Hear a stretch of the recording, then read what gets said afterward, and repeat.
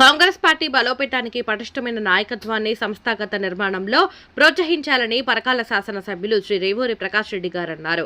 సోమవారం గీసుకొండ మండలం కొనయామాకులలోని PSR gardens లో గీసుకొండ సంగెం మండలాల మరియు 15, 16, 17 డివిజన్ల కాంగ్రెస్ పార్టీ సంస్థాగత నిర్మాణ సన్నాహక సమావేశం వరంగల్ జిల్లా కాంగ్రెస్ పార్టీ అధ్యక్షురాలు శ్రీమతి ఎర్రబెల్లి స్వర్ణ ఆధ్వర్యంలో నిర్వహించారు.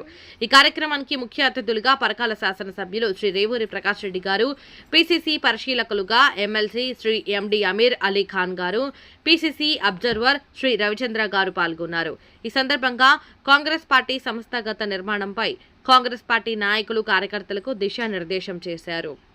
ఈ సందర్భంగా వారు మాట్లాడుతూ బూత్ స్థాయి నుండి కాంగ్రెస్ పార్టీని బలోపేతం చేయడమే లక్ష్యమన్నారు. కాంగ్రెస్కి బలమైన మండలం గీసుకొండ అని, ఒకప్పుడు బలహీనంగా ఉన్న సంగెం మండలం బలమైన మండలంగా ఎదిగిందని అన్నారు. కాంగ్రెస్ పార్టీ కమిటీలు ఎన్నికలు పండుగ వాతావరణంలో జరుపుకోవాలని, పార్టీకి అంకితమై పూర్తి స్థాయిలో పనిచేసే ఉత్సాహవంతులైన వారు ముందుకు రావాలన్నారు.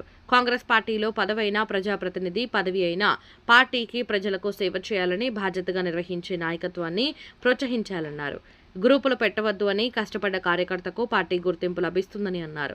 2017కు ముందు నుండి పార్టీ మారకుండా కాంగ్రెస్ పార్టీలో కష్టపడ్డ వారికి బ్లాక్ అధ్యక్షులు, మండల, డివిజన్ అధ్యక్షులను ఎంపిక చేయడం జరుగుతుందన్నారు.